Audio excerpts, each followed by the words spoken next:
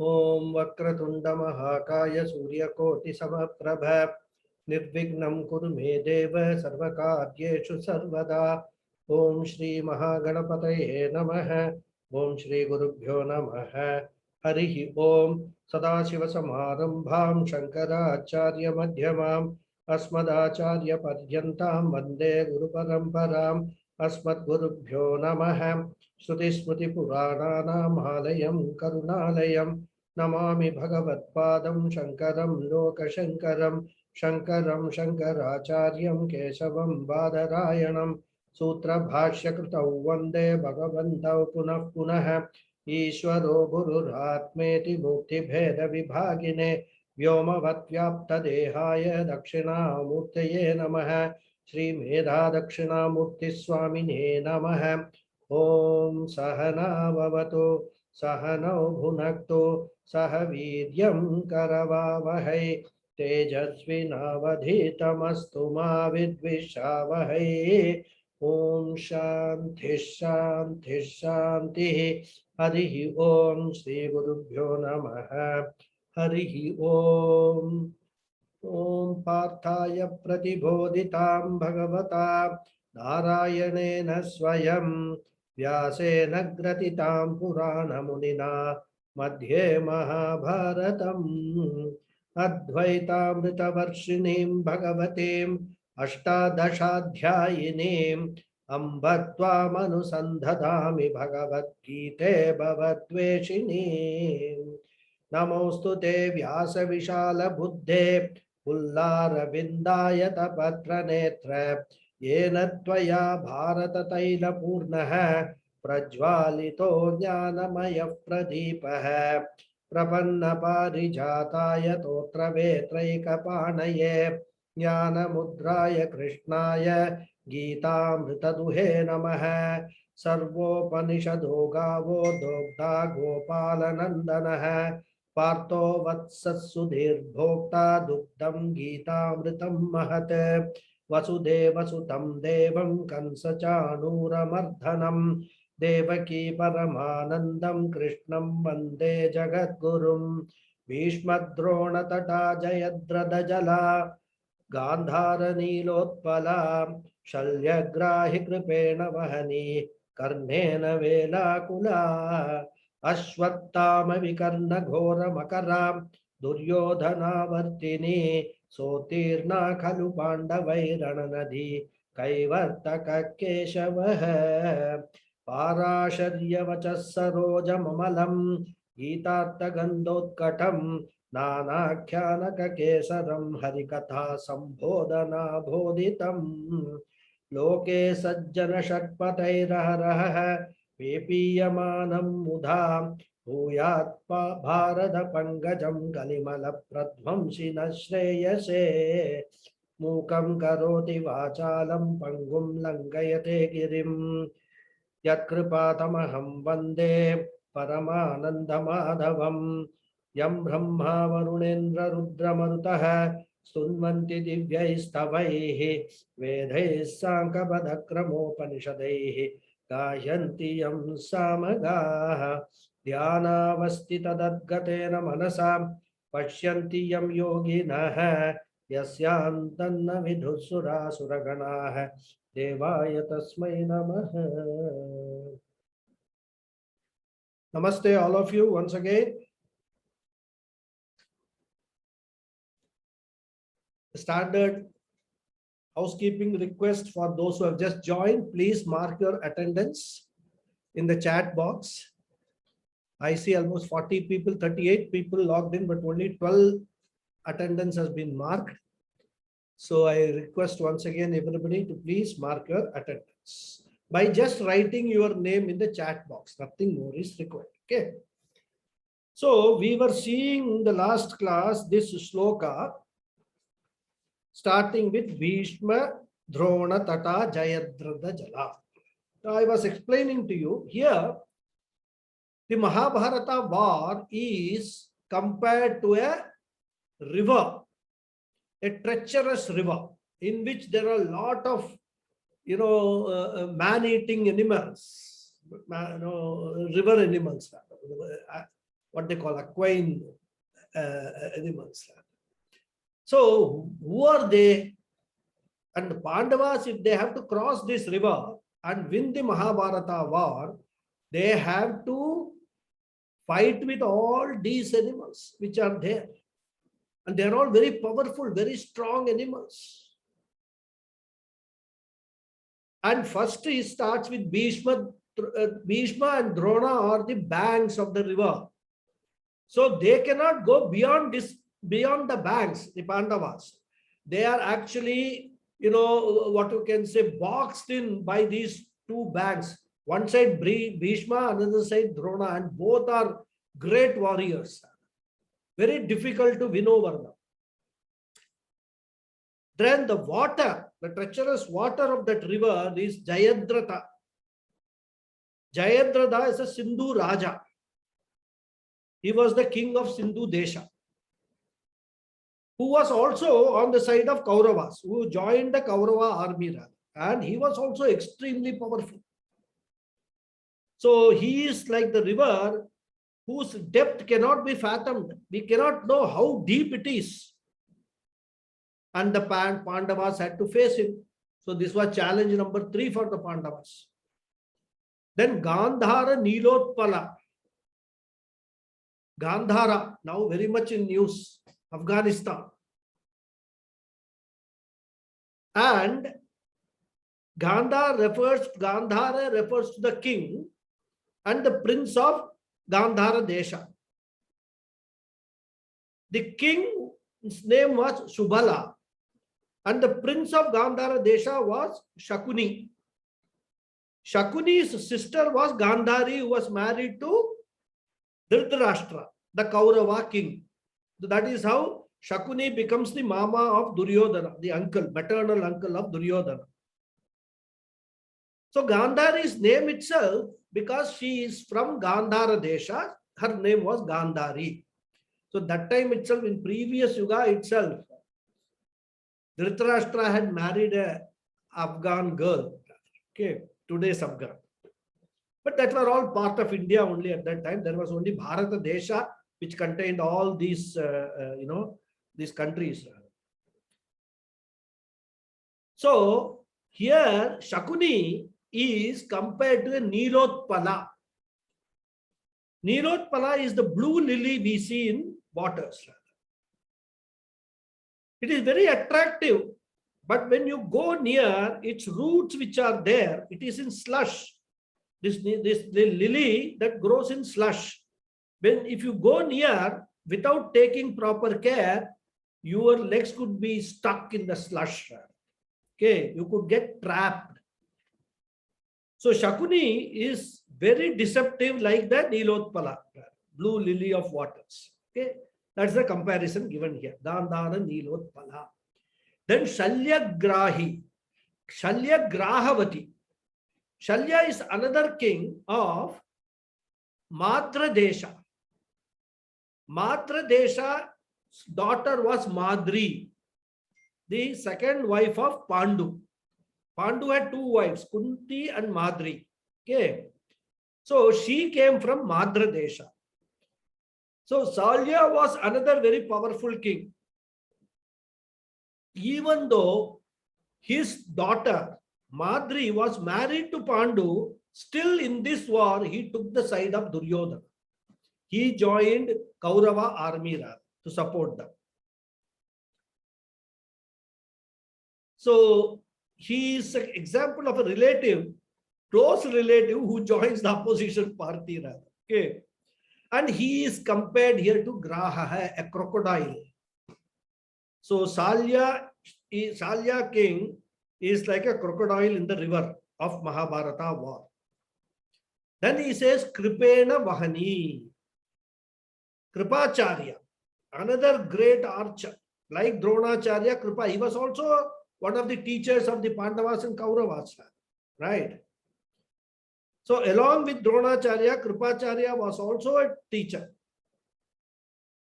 He was a very powerful archer. And he was also on the opposite side, on the side of Kauravas. Okay. So he is compared here to a Vahani. Vahani means what? The powerful undercurrent which we find in the rivers.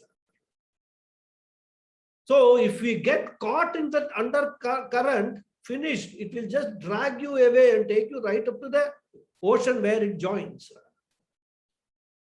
You can never judge the undercurrent. In many cases we have seen, they will just go for a bath in the river.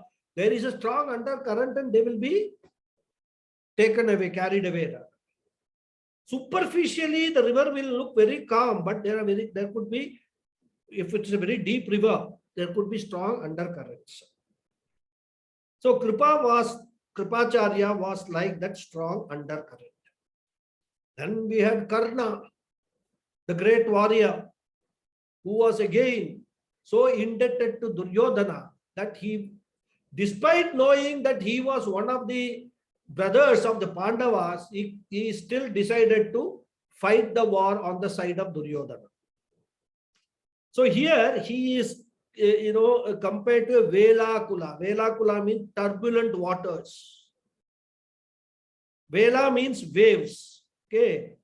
Akula means turbulent. So very turbulent waves, noisy, tossing, tornado-like waves, So Karna was such a powerful, when it comes like a big wave, like a tsunami, and finish the opposition army rather. Then, as if these were not enough, Ashwathama Vikarna Gora Makara. There are so many varieties of makara. Makara basically is a type of a man-eating fish. Normally we say it is a sort of a crocodile, but there are different types of crocodiles found in the deep rivers. Makara is typically a man-eating fish. Okay. So in the fishes also, of course, all fishes are flesh-eating, but there are fishes which will eat like shark and all that, right? They will eat man's flesh also. So small ones, big ones are all there.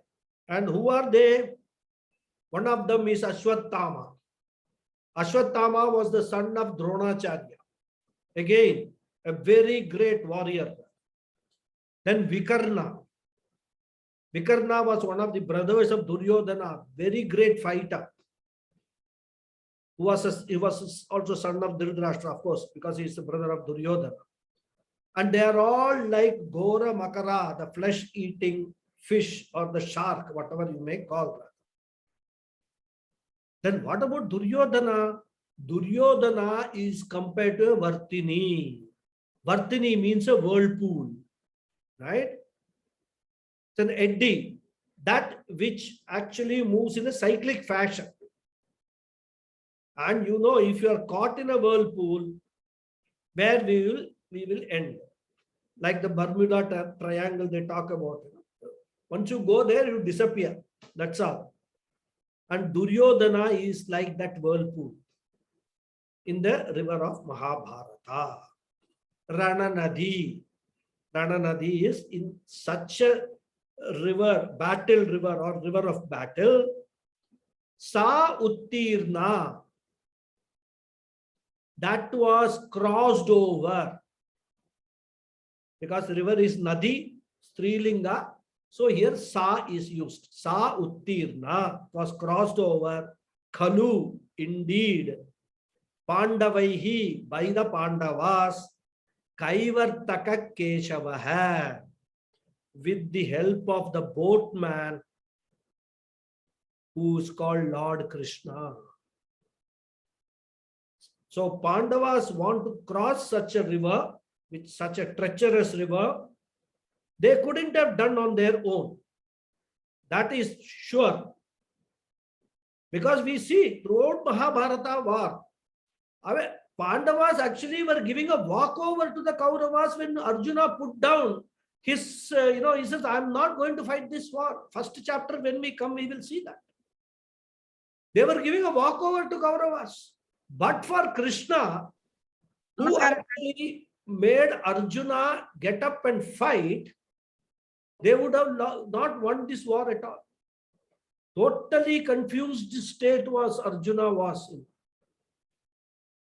But we know they won. So because of Krishna only, they won this Mahabharata war. Okay.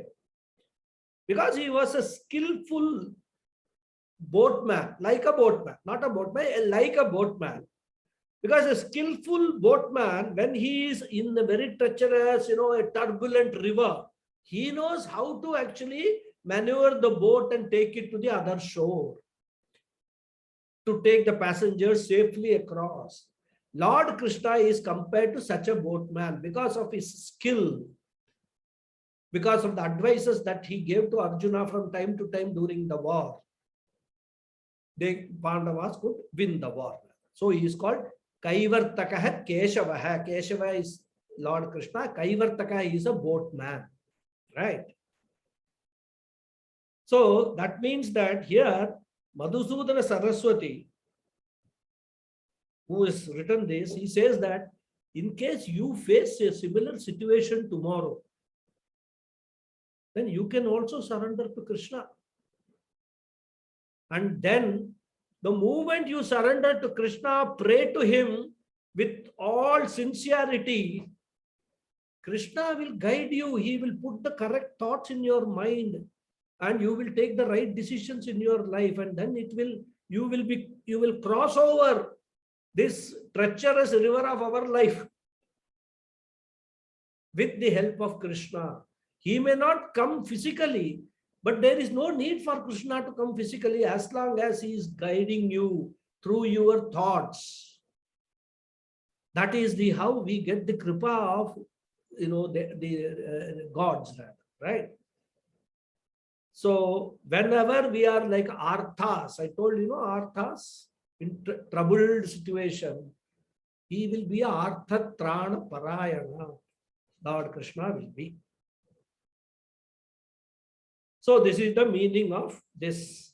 Just to summarize, the Mahabharata battle river with Bhishma and Drona as the two banks, Jayadratha as the waters, the prince of Gandhara Shakuni as the blue lotus, Shalya as the shark, Kripa as the undercurrent, Karna as the high waves, Ashwathama, Vikarna as the terrible crocodiles, man-eating crocodiles, and Duryodhana as the whirlpool.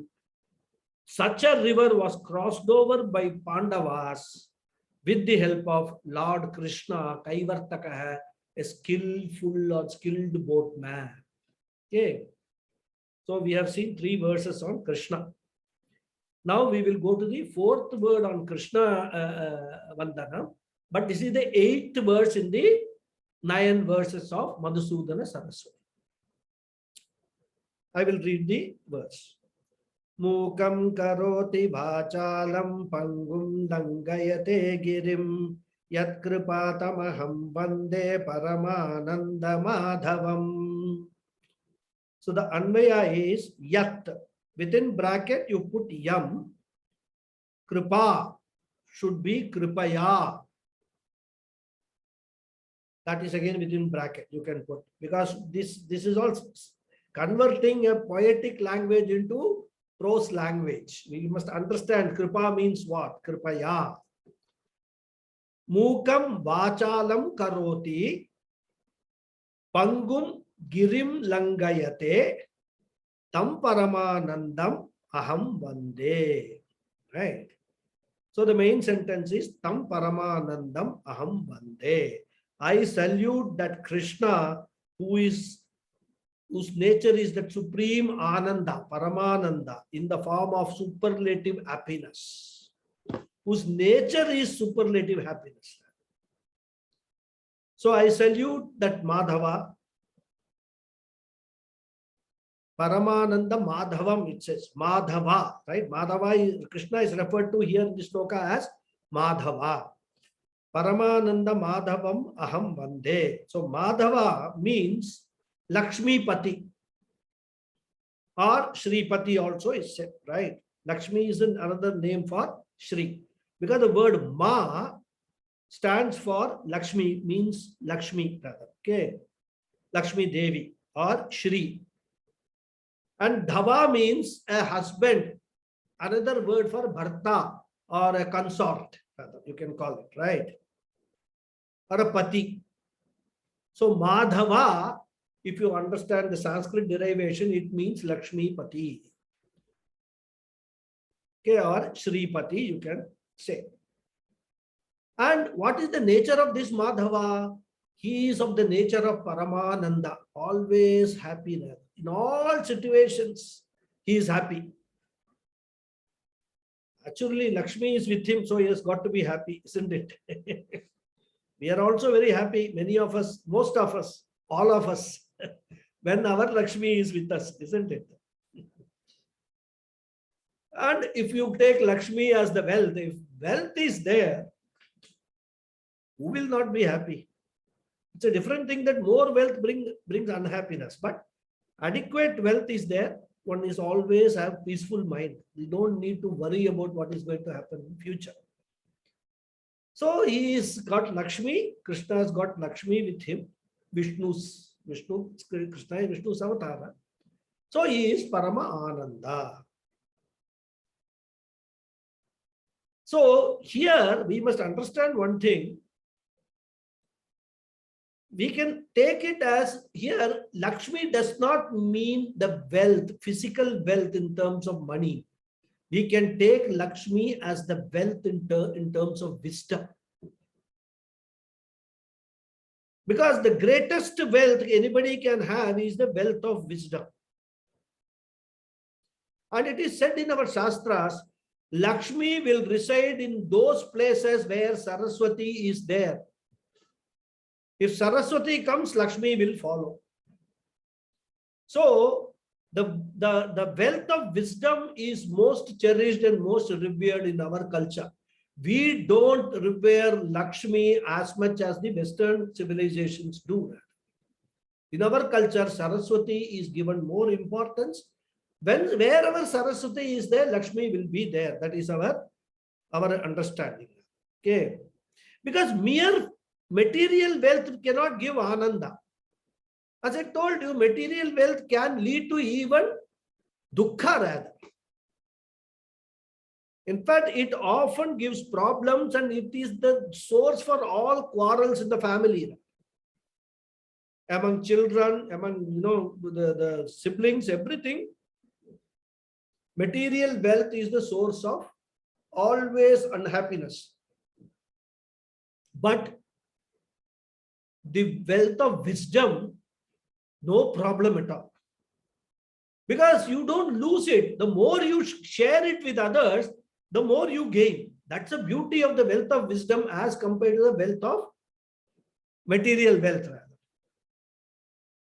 And this sharing and increasing this wealth, the only wealth increases by sharing, gives you more and more ananda only, called Vidyananda. Right? The other one is called Vishayananda, from material things. Vidyananda is far superior to Vishayananda. So, the Lord, Krishna has got all wisdom. Swarupataya is consciousness. So, consciousness is Nyanam. That is why he is able to give all that Jnanam to transfer it to Arjuna rather, and through Arjuna to all of us. So, therefore he is Parama Ananda. And what can he do? What are his capabilities? Mukam karoti vachalam. Even a dumb person, he can make him into an eloquent speaker. Only if he surrenders to the Lord. That surrender is very much necessary. Surrender here does not mean that, the army surrendering to one army, surrendering to another army. Here surrendering means taking the Lord unto you. Always remembering the Lord. Always thanking the Lord for whatever we have got. Never blaming the Lord for what we feel we don't have. God knows better what we require, what we don't require. We do not have that kind of an intellect to know what is good for us. Sometimes we think something is good for us now, but later on it will turn out to be very, very bad. We can see this all in marriages which is happening and getting broken. We think it's all very good, very nice. And then after some time, we see that what was once a good thing is no longer good. So if we leave, our surrender is we surrender our free will to the Bhagavan. And Bhagavan, just leave it to him. He has got our full karma account. Leave it to his choice what karma phalam he wants to give at this point in time. And if he knows that you have surrendered to him in this particular manner, he will make sure that you get the right things. So here it is sort of a more glorification. Mukam karoti vachalam. Even a dumb person, he can make him into an eloquent speaker, orator. He is, because Lord is Sarva Shaktiman. If he wants, he can do anything that. Right? So Mukam vachalam karoti. The other way around also. A person who talks too much, the Lord can silence him also. Right? So that also is possible. Right? Then Pangum Girim Langayate. Pangum means a lame person. Girim means the mountain. Langayate means to jump over. Right? Or you can say climb and jump over. Langayate. So Lord can make even a lame person climb the Mount Everest. He can give that strength to that person. We have seen so many cases, many handicapped people have climbed the Everest also. Because of what? Because of their willpower.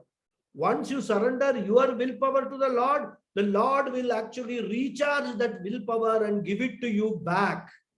So that you gain that extra willpower to do what you feel is impossible.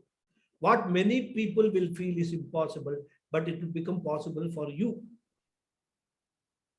So therefore, he can even... Paralympics is example. Sorry. Paralympics is the example. Yeah, Paralympics is the example. Correct. Yes. I was about to say that, but, but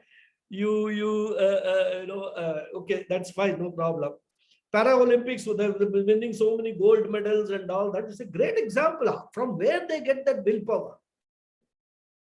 It's all Bhagavan has given them that willpower, because some of them who are Indians at least would have actually surrendered their will to the higher powers, and then they were returned to them fully recharged. So this is the Olympic champion, Para-Olympic champion. Bhagavan can make all these handicapped people. Then Yat Kripa. That Yat Kripa should be read here as Yam Kripa. Okay. By whose grace? That is Madhava Kripaya. Okay. By the grace of Madhava, he makes all this possible. Basically, these are only some sort of an example they are given. What means what is what we feel impossible, by surrendering to the Lord, by praying to the Lord, it can be, he makes it possible. So Madhava Kripaya Mukam Vachalam Karoti Pangum Girim Langayate Tam Paramanandam Madhavam Aham Vande. My salutations to such a Madhava, such a Lord Krishna. Now, in our context, what is the mountain for Gita students?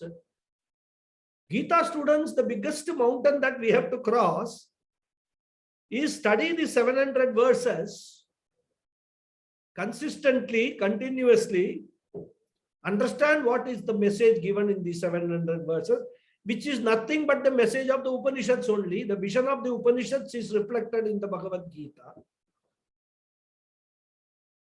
And it is going to be not an easy journey, no less than climbing Mount Everest rather. Because 700 verses, even if we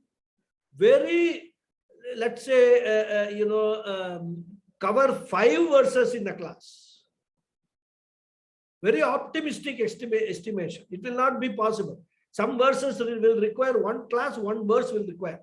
But let us assume on an average 5 verses per class. it will still require 140 classes, 140 weeks. 140 weeks means how many years? We are almost talking about 2.5 years. So one must have that willpower, that commitment, that stamina to continue the studies. And that we will get if we pray to Madhava. He will give us that, like Pandavas cross that river. All difficulties, let any difficulty, any obstacle come to us, Madhava will remove those obstacles. But our commitment should be there for these studies. Well, we must not take this, as I keep telling, not as some entertainment. Okay, Saturday evening, instead of watching the serial, I will attend Bhagavad Gita class. If that is the attitude with which people attend, then you will certainly, now or very near future, some obstacle will come, out of which you will not be able to get out. It will stop your studies.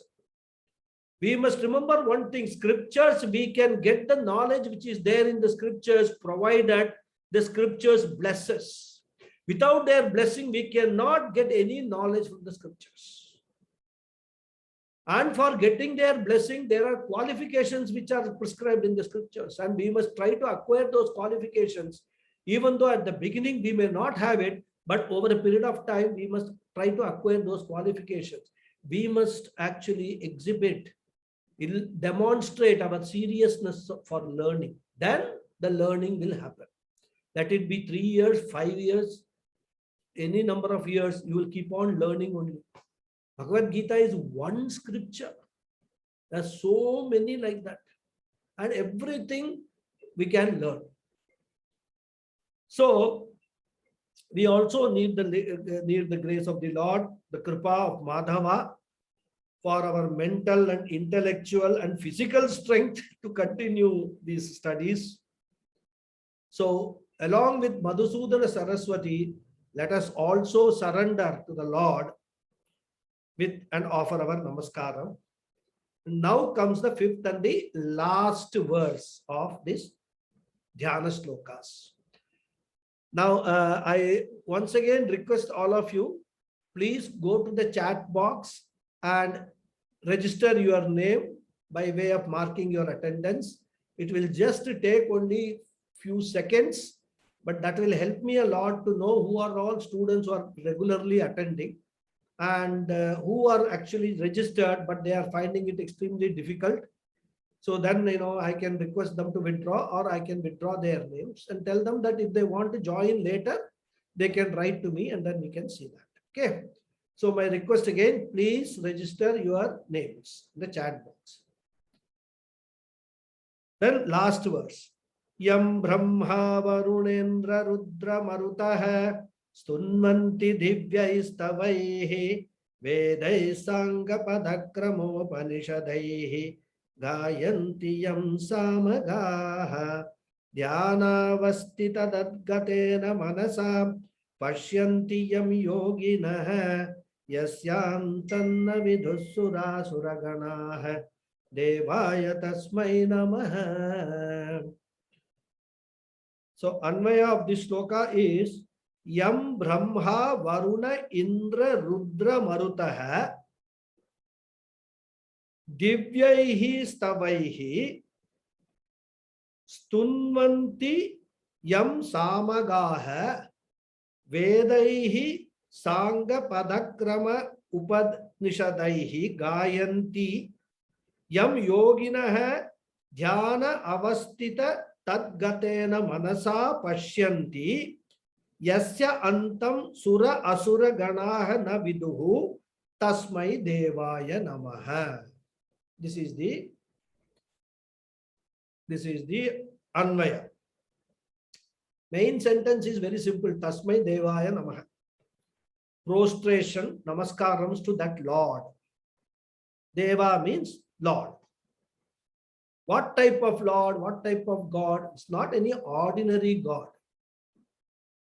And what type of God he is described in this sloka. Okay. So let us start from the first line. Yam Stunvanti. who is praised or worshipped by so many other deities like Brahma, Varuna, Rudra, Indra, and Marut. These are all the names of various deities which are described in our Puranas and our scriptures and all. And of these deities, Brahma is the greatest one because he is the creator of this world. He was given delegated the task of creating this world by Bhagawad. And even that Brahma, who is a creator, worships this Vishnu, obviously because Vishnu has created him. So from that, how we can understand how great Vishnu or Krishna is. Stunvanti we can also take as they all glorify, sing his glories. And how do they do it?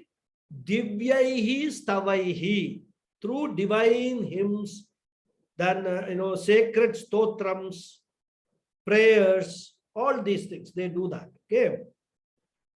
So if we read Bhagavatam, we will find that off and on the stuti comes. Dhruva stuti, Kunti stuti, Rudra stuti. So many devotees, they will glorify Krishna in Bhagavatam. Even Brahma comes and glorifies Vishnu. So if they themselves glorify this Krishna and Vishnu, how glorious he must be, we can imagine. And not only that, they all glorify in the higher world, not on the earth. So two positives. They are in the higher world and they glorify. And they are all devatas. So devata is Vishnu. We see that in Vishnu Sahasranamam also rather. Those students of Vishnu Sahasranamam here will recall. I am still seeing 44 participants and 22 only attendance. Again requesting, because what will happen is all those who are not marking the attendance, I will mark them absent. So that will create a lot of correspondence between us, unnecessary correspondence.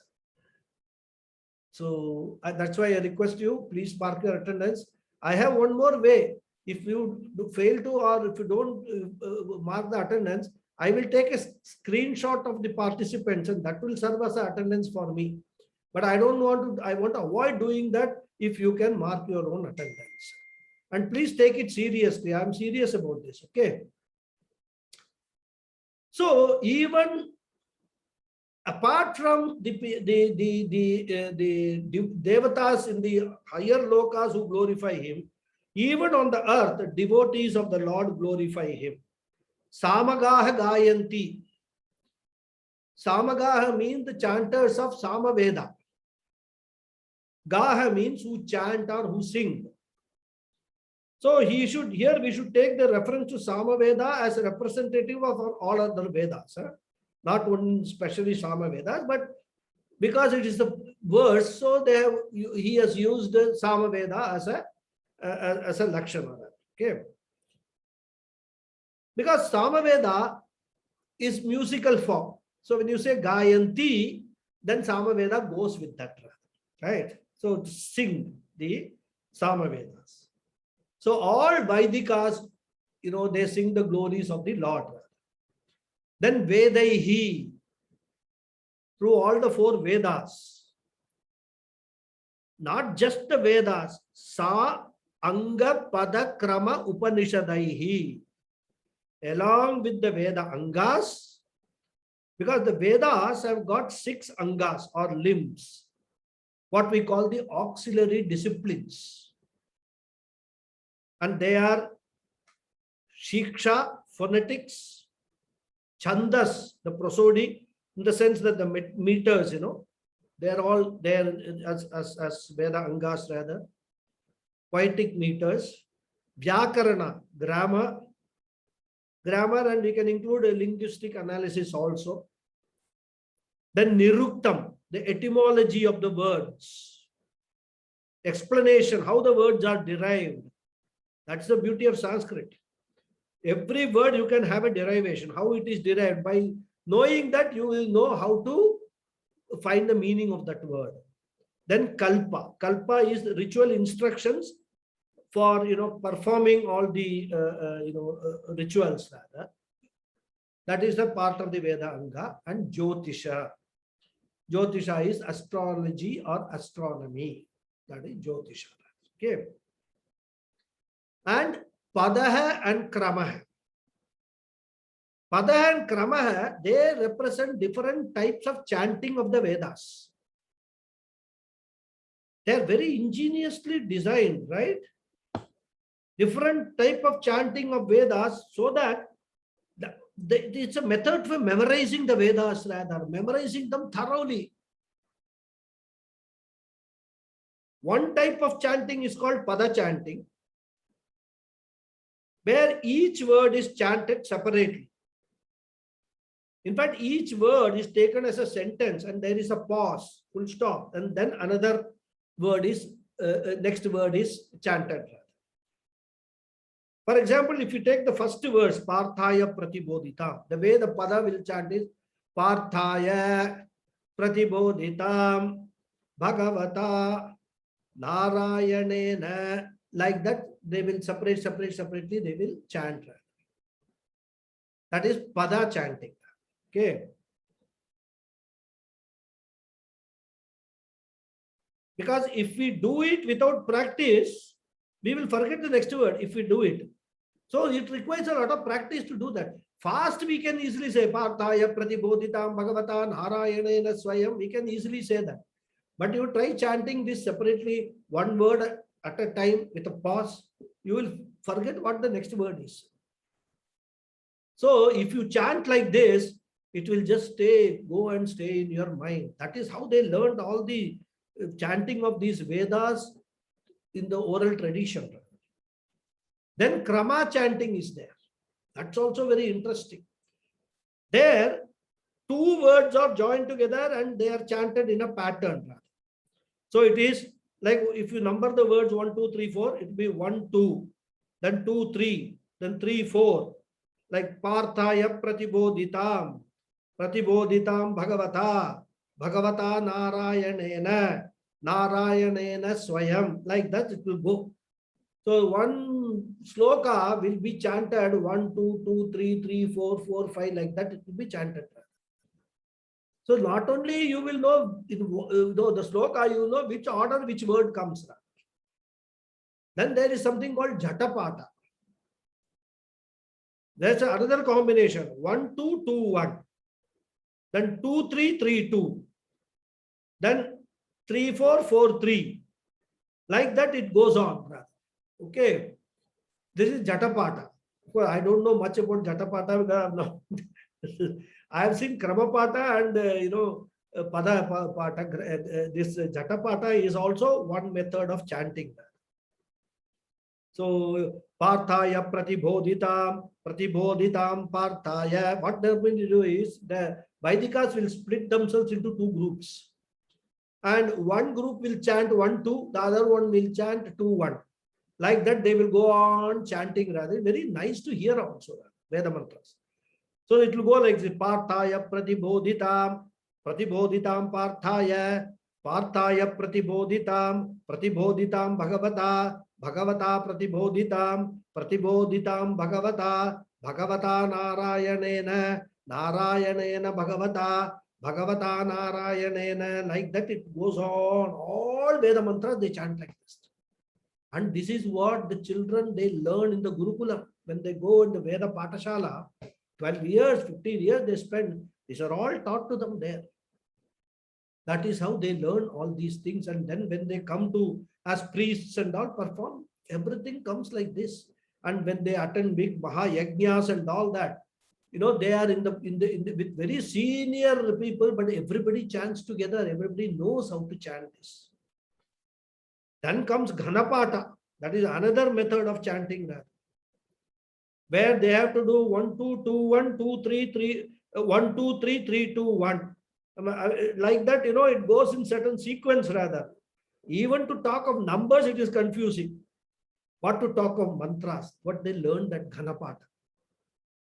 So that is there are various methods of chanting, and that is what is referred to here, that the Samagas, the people, Vaidika people, they chant the glory of the Lord in so many ways, including all these Pada, Krama, Jata, Ghana, Pataihi. And all these are used for glorification of the Lord. Therefore, they sing Ishwara's glory, or in fact, we'll come to that much later, your glory, because we are Aham Brahmasmi, we are Ishwara, we need to understand that. Okay. So this is the meaning of Yam Samagaha Vedaihi Sangha Padakrama Upanishadaihi Gayanti.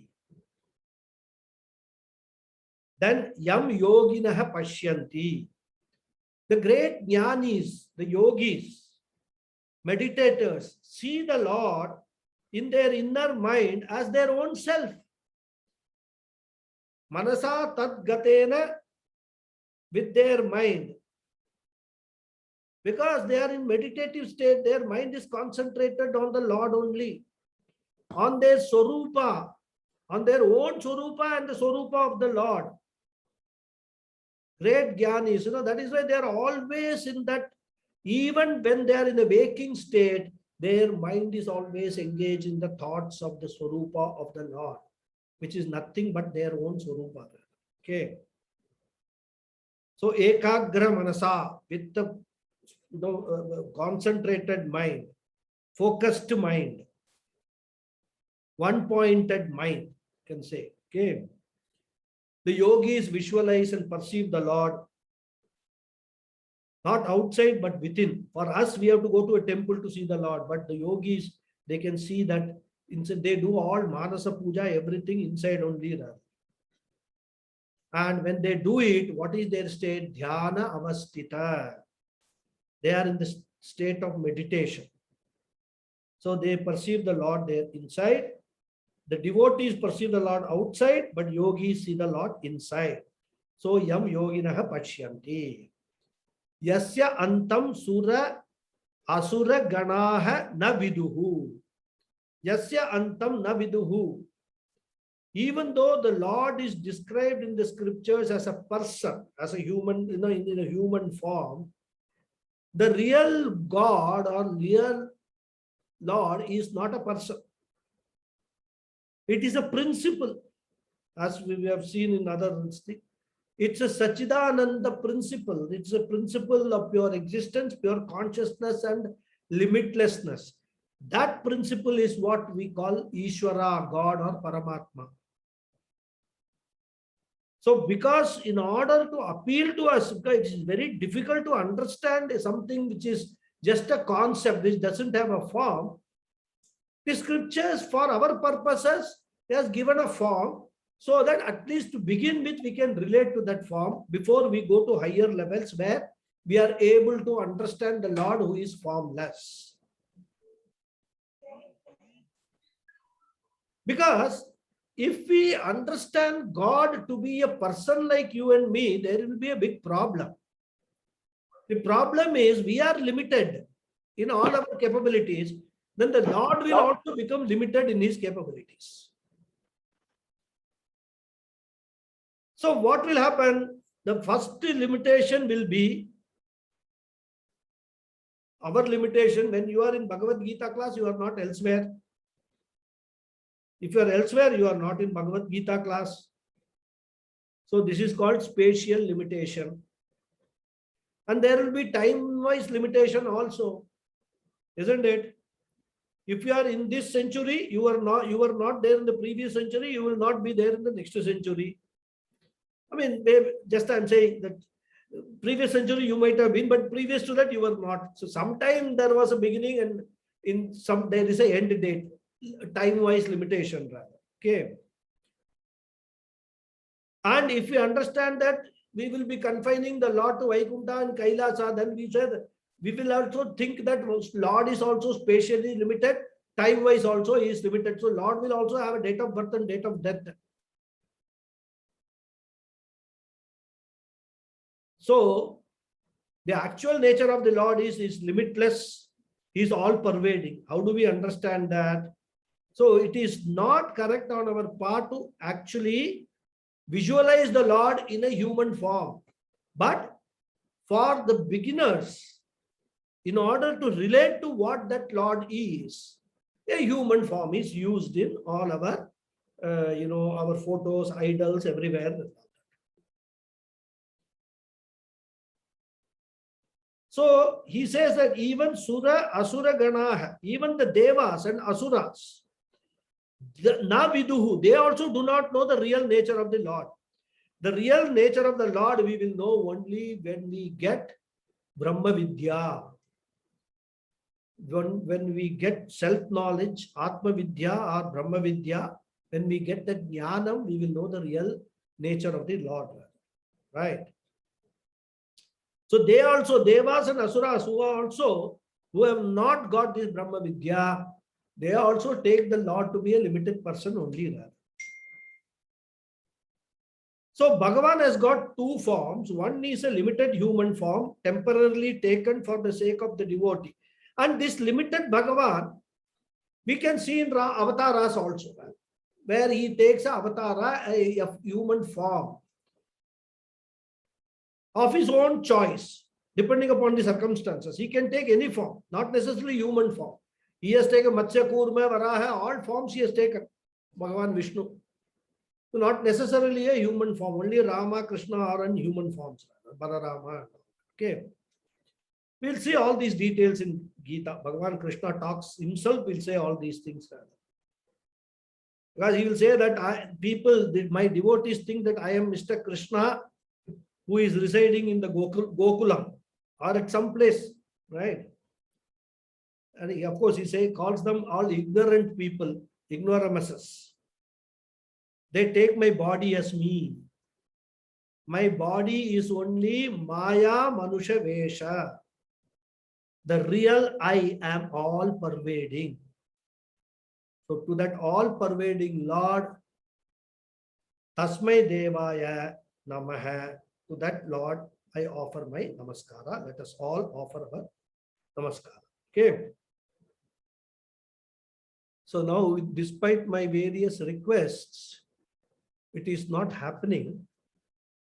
So what I will do is, I will try to see the participants list. And Raghuji, on behalf of those students, I apologize. We are all very sorry that you have to waste your time in repeating this, It's yeah, really exactly. sad. I mean, I am also Very sad. if they are not interested, I would actually humbly request them not to attend these classes. I And am very happy with 10 students who are very serious in listening to Bhagavad Gita.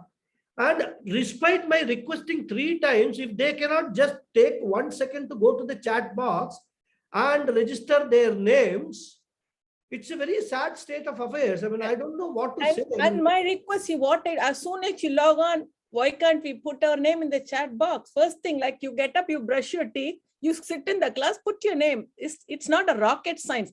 And I've got another methodology.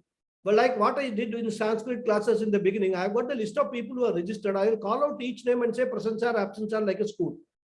But that's I'm very serious about it. If people think that I am doing this all for fun's sake, please don't have that misunderstanding at all. This is not just fun. I am very serious. Please put those people who do not register their name in the chat box will get an email from me whether they have attended or not. Email, a WhatsApp message whether they attended or not. And if they have attended and their name is not in the chat box, then I will ask them why they have not acceded to my request. I'm going to be very strict about this. As an Acharya, I have got to be strict when I am conducting the classes. If you do not want to attend the classes, please deregister yourself. I have no problem with that. I am not here to say popularity or 100 people attend my class and all. That is not any of the Sampradaya teachers' approach. We want students who are seriously interested in listening and going through this. So I request once again, if you have not done it, please put your name in the chat box. And otherwise, some consequences will follow. Okay. So unfortunately, I had to do that. I had to say these things. So to conclude, let us offer our namaskaras to Lord Vishnu, whom Brahma, Varuna, Indra, Rudra, Vayu all praise through divine hymns, whom the singers of Samaveda invoke through the Vedas, with their limbs, Vedas with their Angas, Pada, Krama, all type of chanting, and also Upanishads, whom the wise, the Jnanis see with their contemplative eye, contemplative mind directed towards him, and whose limit, Ananta, whose Antam, limit, even the Devas and Asuras do not know. So the Lord is there to bless the students of the Gita, and may that Lord bless us all to successfully study and understand this great scripture. And with this, the Dhyana slokas are completed. From the next class, we will enter into the Gita proper. And my request again, try to attend regularly. If by chance you are not able to attend any class, which is possible, send me a message saying that requesting to be leave of, asking for leave of absence from the class. But it should not be a regular feature. I expect my students to attend the classes regularly.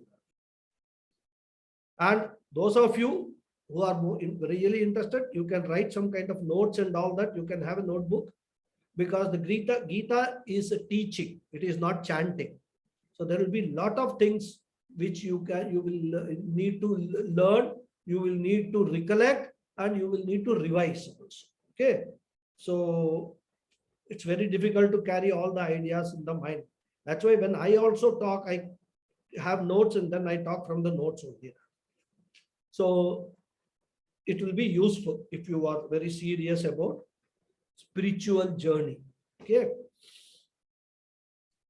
And it will also help in one way. If somebody asks you, what did you learn in Gita class? You need not stare at them. You can take out the notes and tell, this is what I learned in Gita class. You can explain it if they are inclined to listen. Of course, very rarely people will ask. If they ask, you can tell them, this is what we learned. Okay. With that, we'll stop today's class. I'll say the prayers, and if there are any questions, we can take it. Okay. Om Purnamada Purnamidam Purnat Purnamudachyate Purnasya Purnamadhaya Purnameva Vasishyate. Om Shanti Shanti Shanti. Harihi Om Shri Gurubhyo Namaha. Harihi Om. Thank you very much, all of you. Thank you, Guruji. Namaste. Thank you, Guruji. Thank you, Guruji. Thank you, Guruji. Thank you, Thank Guruji. you. Namaste. Very much, Thank you very much. Raghuji, I have a question, Raghuji. Yes, It's a general question. You were talking about Ganapata and Kramapata. It's for regular shlokas, like is it for Shruti, or people do that, Vaidikas do that in Smriti also? That was a question. No. Vaidikas do that only for Shruti, for the Veda mantras. Okay. Okay, that's what It is not meant for the slokas and all that we do, but any sloka can be done in that. But you gave us the example for this. I gave an example which you can relate to, isn't it? Yes, yeah, that's So what I thought. A Ganapata or from a Kramapata from Rudram Chamakam, it will not make any sense to you. Yes. Thank you. That Guruji, even for that pada, that one word taken as separately, even in Devi Mahatmya, that Namastasyai, each one is given one number, Guruji. Yeah. That Namastasya, each Namastasya is equal to one sloka. Pada, one sentence. Yeah, one sentence, because it's a numbering, it's like that in that. Yeah. So that is also an example which came to my mind. Exactly. See, you can apply this to any sloka. But the question is, the Vaidikas, their main aim is to Veda mantras, right? So that is why they learn all these things based on Veda mantra. Thank you, Guruji. Thank you very much. Yes, Sulekha ji, you have a question? Thank you. Yes, thank you, Guruji. My question is actually related to what you said first early on in the talk today around wisdom and knowledge. And could you elaborate on what is the relationship between wisdom and knowledge? How does wisdom develop? I know you had spoken in previous classes about the sadhana chautosye and the shat sampati, but is there a path in which these teachings get absorbed, and then how does that translate to becoming understand? See, I mean, recording. oh, sorry, somebody else is speaking. Okay. I mean, I will just make it very simple. See, knowledge is something that we gain because of our intellect, right? But over a period of time, when we keep on gaining that knowledge and using that knowledge, our initial understanding that what that knowledge can deliver may actually broaden over a period of time. And that understanding is what we call wisdom. I will tell you an example, a very simple example. You have a knowledge that when the sun is shining, it will be very hot. When you go out in a, in the afternoons, blazing sun, it will be very hot. This is the knowledge you have gained. You have not experienced it. You have just the knowledge you have read somewhere. You have gained that knowledge. So when you go out and experience that, what is that heat, you will know what that heat, what was written, what was written means, what that knowledge means. You will experience that. But the first time you will not experience everything. First time you will go and then come back, gain some understanding of what the blazing sun means. Next time when you go, you will carry an umbrella with you to protect yourself from that. This is the starting of gaining wisdom from knowledge. Then even that umbrella, you will find that it's not sufficient because you are wearing a very thin, shoes or slippers, and the heat from the road is actually hitting your legs or feet. So third time when you go, your wisdom has increased. Then what will happen is, when you go in hot sun with all these things, in places where it is hot like Delhi and all that, they get, during summer, people get what they call, heat stroke. They become very sick rather. So again, you gain one more experience, maybe not yourself, but somebody else. So the knowledge was that when you go in the hot sun, you will, it will be very hot.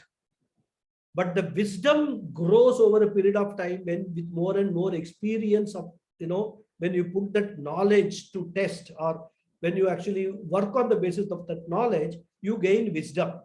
Then that wisdom is something that it increases your knowledge also rather, because as the more wisdom comes, the more knowledge increases. Then when telling somebody, advising somebody, you can tell him more than just saying that if you go in the sun, it will be very hot. Tell him what are all the consequences of that. So that is the wisdom which comes from experience. That's why they say old people have got a lot of wisdom, because they have experienced their life. Knowledge youngsters may have, but they have not put that knowledge to test and experience that, and that they can do only by repeatedly doing and gaining that wisdom. This is the subtle difference between knowledge and wisdom. And I hope I have been able to clarify your doubt.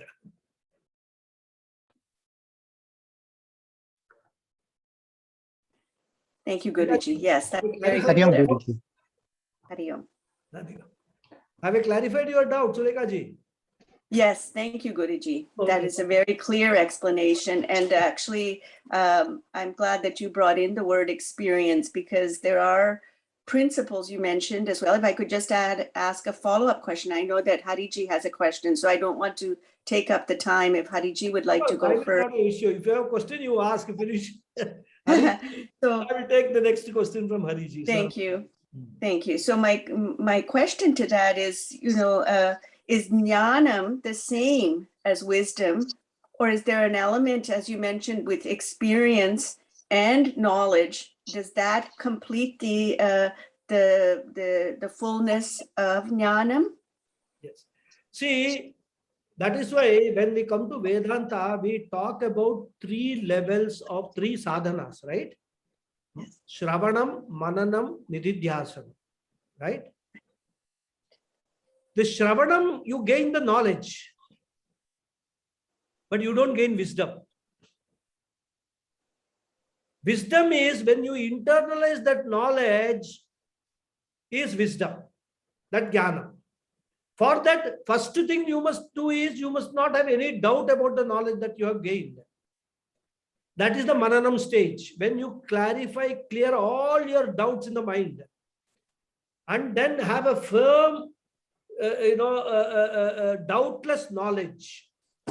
That is the process of Shravanam and Mananam.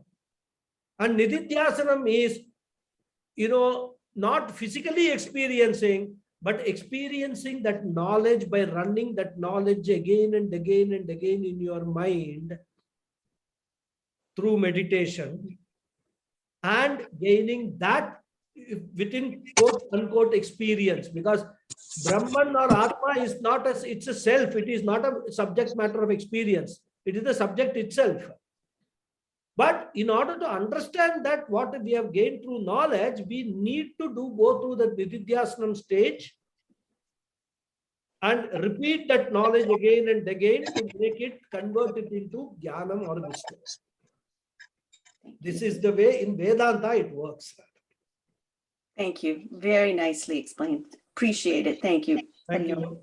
Yes, Hariji. Guruji, I must thank Sulekha ji, because I was wanting to ask almost the same question. Okay. As an extension to what her asked, can you differentiate when we are talking about Jnanam and Vijnanam? How do the words like Vidya or Prajna, Tasya Prajna Pradishtita, these are all connected words. How do they differentiate between Jnanam, Vidya, Prajna? See, it's slightly confusing. Yeah, I thought of asking you this earlier itself, but yeah. I was waiting for the right opportunity to ask this question. One way we can understand is these words are all more or less similar meaning words. One way to understand. Okay. Even though they have got some subtle differences in meaning. Okay. But what happens is these words are used by the authors. Whoever has written, for example, Adi Shankara has written some Bhashyam. In Bhashyam, he will refer to the same thing as Vijnanam. In another Bhashyam, he will, use the word Jnanam for that. In the third one, he may use Brahma Vidya also. All these things mean the same. Okay. Okay, I'm listening to some.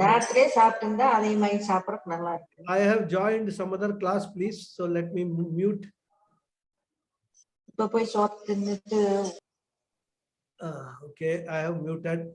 Only Hariji is unmuted. I am unmuted. Okay.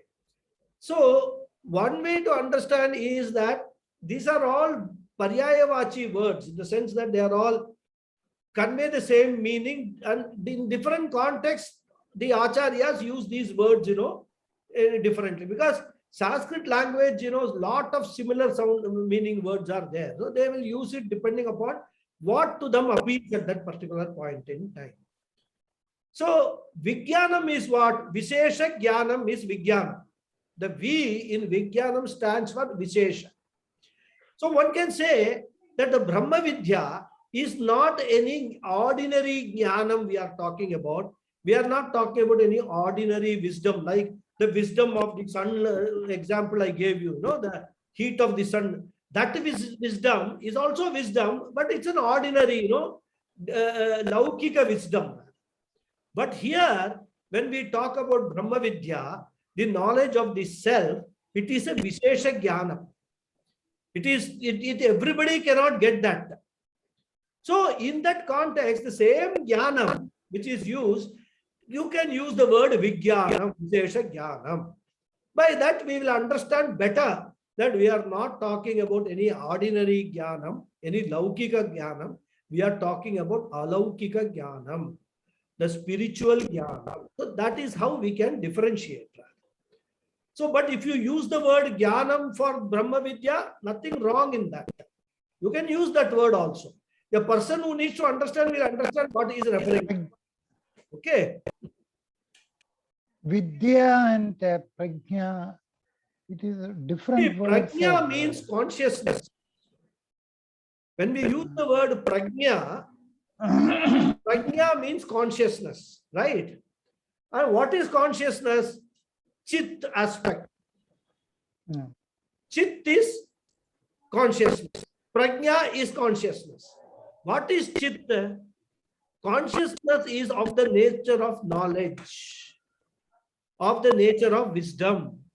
That is why in Taittiriya Upanishad, Sat Chit Ananda is stated as Satyam Jnanam Anantam. Both are same only. Satchidananda is Satyam Jnanam Anantam. So the Chitta aspect is taken to mean Jnanam. And from that Jnanam is Prajna. Word comes. So Prajna, Jnanam, Chit, all these are all similar meaning words, conscious. They all refer to consciousness, which is a principle, which is not an object. Is that clear? Yeah. I have to contemplate, I have to reflect. You have to think too. Yeah, exactly. I mean, this is, at the first instance, it will not be very difficult to, not easy to understand. But the more you think about it, you will see that everything is all different ways of stating the same thing. That's all. Okay. That is how it is, rather. There's no difference. If you just remember, it's all consciousness. That is the end of it, because consciousness is what it is, Jnanam. Satyam Jnanam Anantam. You remember Taittiriya Upanishad. Yeah. Okay. Any more questions? There are no more questions. I can close the session. Shall I close? Yes. Okay, Hari Om. Thank you very much. Thank you, Ji. Next Saturday. Thank you, Raghu. Thank you. Thank you, Guruji. Thank you.